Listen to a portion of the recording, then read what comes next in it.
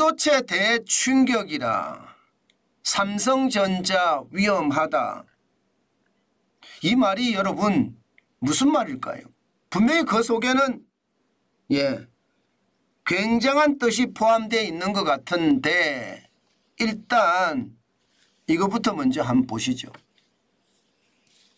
황철성 서울대 석좌 교수의 이야기입니다. 이 황철성 서울대 석좌 교수는요, 메모리 반도체의 권위자라고 이야기할 수 있는 사람이에요. 이분이 삼성전자의 디바이스 솔루션, 그러니까 반도체 분야의 분위기를 전해줬는데 그 분위기가 패닉 상태인 것 같다. 큰일이 난 듯 싶다. 이렇게 전했습니다. 이것은 어떻게 생각하면 말입니다. 지금 삼성전자 그것도 반도체 사업부의 분위기가 굉장히 싸늘하다는 겁니다. 그만큼 말입니다. 지금 삼성전자는 위기감을 가지고 있고요. 한번 밀리면 망할 수도 있다. 이런 생각도 하는 것 같습니다. 그만큼 말입니다. 분위기가 냉골 그 자체란 뜻입니다. 왜 이렇게 냉골이 됐을까요? 여러분 이거 한번 보세요. 글로벌 빅3 D램 시장 점유율입니다. 지금 삼성이 39.4%예요. 2023년 3분기가. SK하이닉스 보세요. SK하이닉스가 3분기에 35%까지 따라왔습니다. 35%.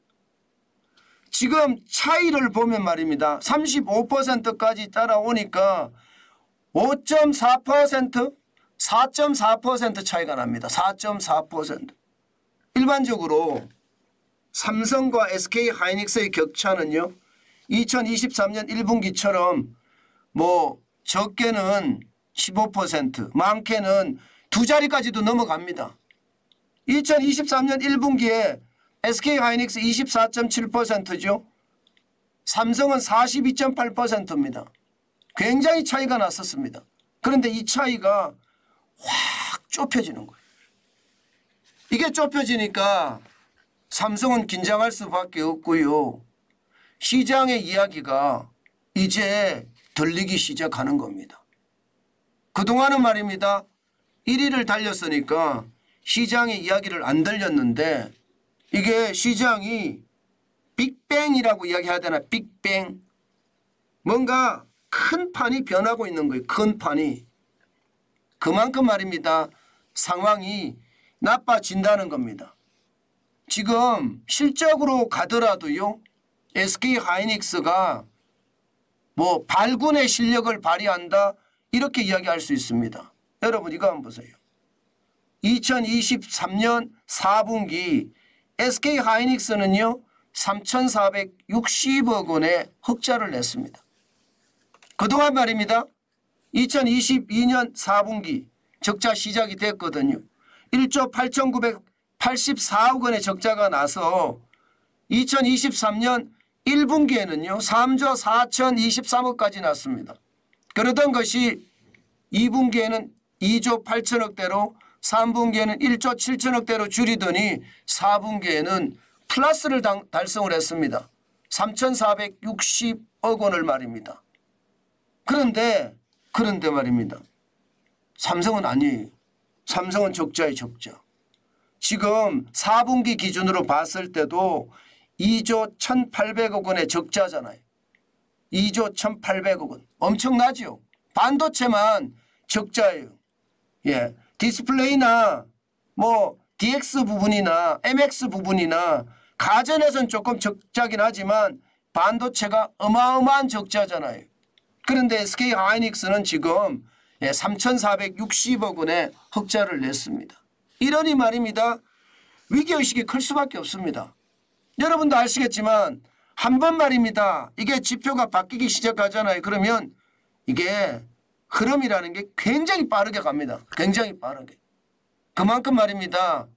삼성전자는 D램이 가장 센데 지금 D램의 위기가 그 어느 때보다 커지고 있다. 이것이 말입니다. 삼성전자를 위협하는 요인이다.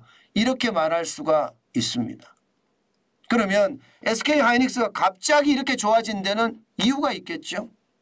바로 이겁니다. 이거. 예, 이거. 일반적으로 이야기하는 HBM 고대역 반도체라고 해석을 하면 정확할 겁니다. 쉽게 말하면 반도체를 쭉 쌓아서 말입니다. 가장 강력한 반도체로 만들었다는 뜻입니다. 요즘 말입니다. 인공지능이 지금 세상을 뒤집고 있잖아요. 챗 GPT가 시장을 만들어내고 있습니다. 그러니까 용량이 큰 HBM 고대역 반도체의 필요성이 굉장히 강해진 겁니다. 사실 SK하이닉스는요, 바로 이 부분에 대한 투자를 게을리하지 않았습니다.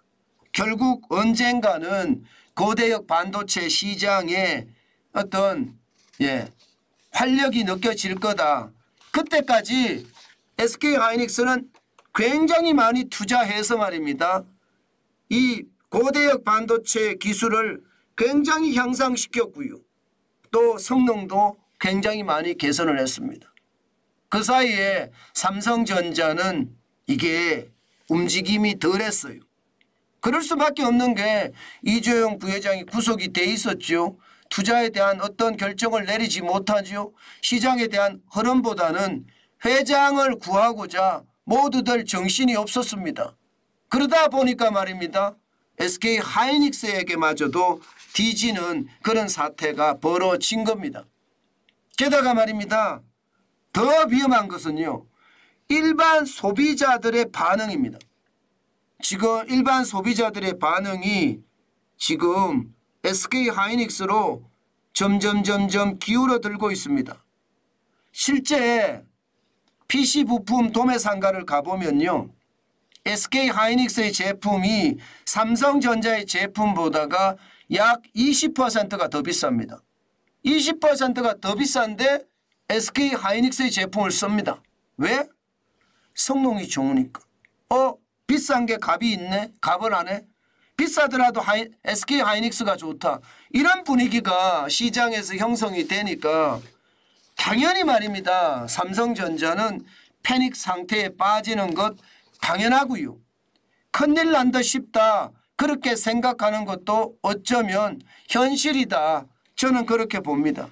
그만큼 말입니다. 상황이 굉장히 어렵다는 거예요. 그동안은 압도적인 우위를 지켰는데 지금 SK하이닉스의 어떤 발군의 실력이 삼성의 아성을 무너뜨리고 있다. 이렇게까지 이야기할 정도로 시장은요. 삼성전자에게 이게 좀 비관적인 분위기예요.